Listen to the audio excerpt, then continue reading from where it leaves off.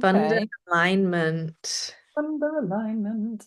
Funder alignment. This is something that anytime I've explained it to someone, when the penny drops, it's like, oh my goodness, I've just realized what I've been doing the whole time is trying to, I don't know, like the funder's like, hey, we want to give out pineapples. We're looking for someone who has the perfect pineapple basket. And they're like, well, we've got, I don't know, Apple. like an apple basket.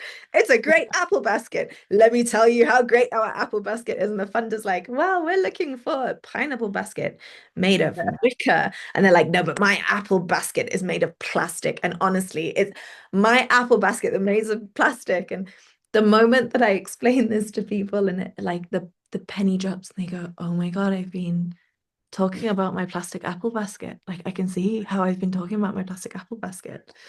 And so, but okay, the first problem is, do you know that the funder wants a pineapple basket, True. right?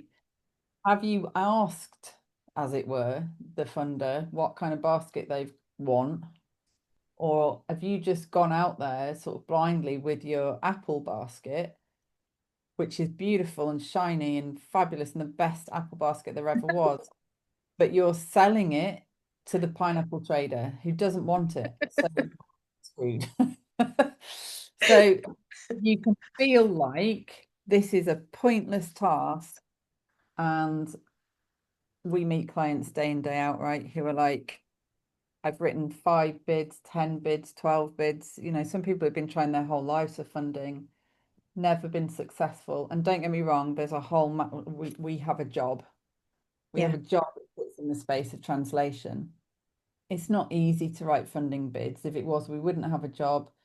And it's not just what we know is that funder alignment isn't just about answering questions. Mm. Funder alignment is a much bigger strategic piece of thinking and work. And to be fair to the pineapple traders, and we'll look at a lovely little slide about fish. Maybe we should do. No, what we know is that pineapple traders aren't particularly hung up on pineapples themselves.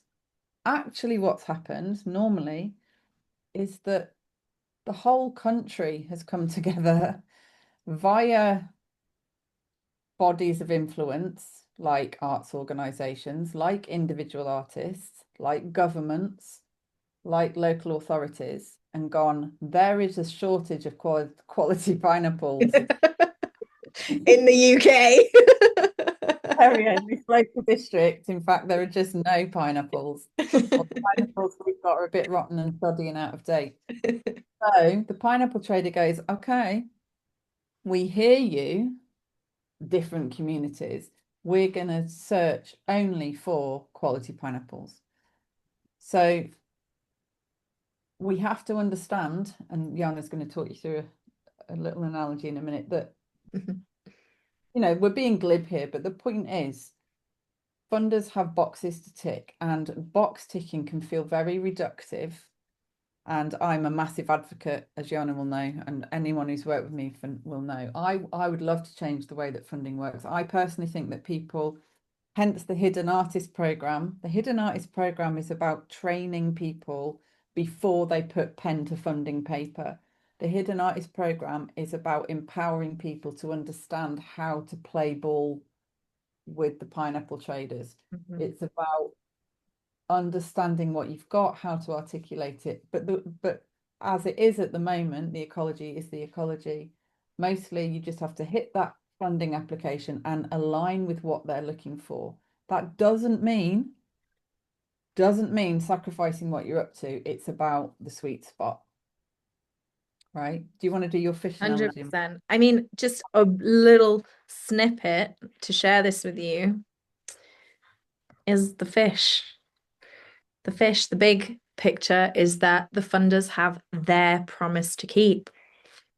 And every funder wants to solve a problem, but each defines impact differently.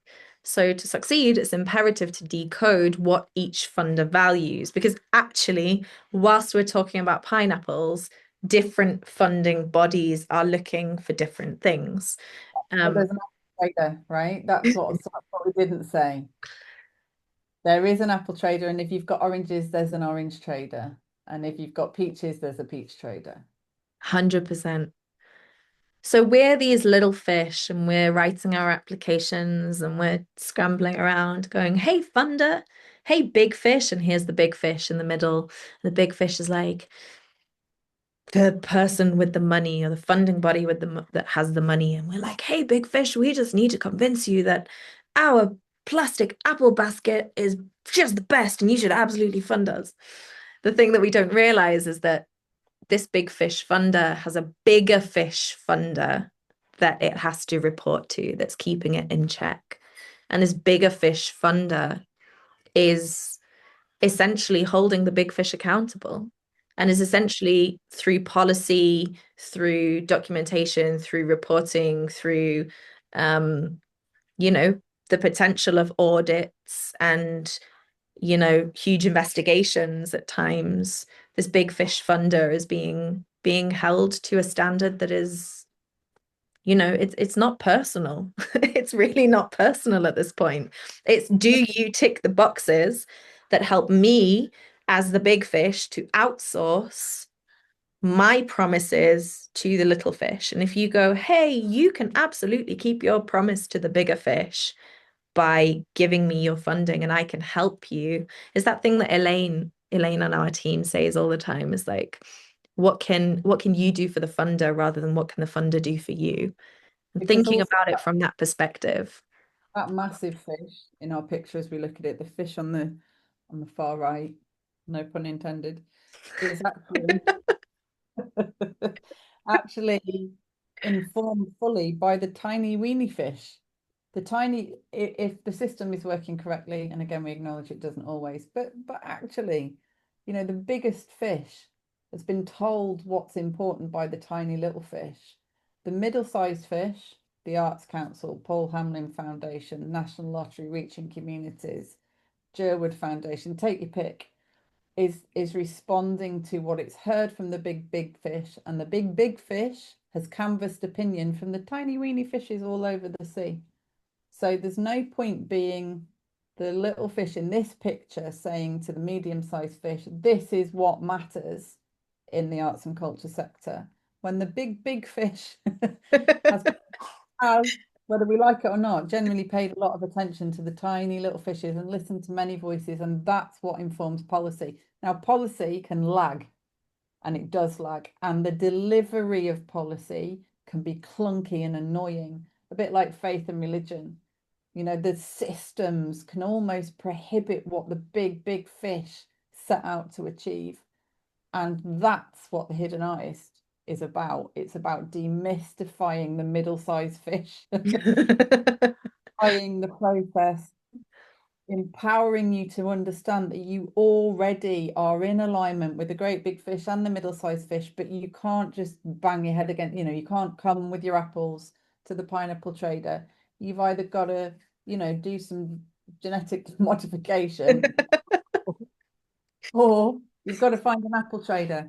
And it's probably, I'd say for most of our clients, it's a mix of both. Sometimes we go and find the right trader, but a lot of the time we're like, oh, actually, look, in amongst your apples, all this time you had a load of pineapples and you just didn't know that you had them. And or you're describing your work as apples, but actually you have got pineapples. You've just been describing them the wrong way all this time. So it's not like, oh, I have to go and do something totally different.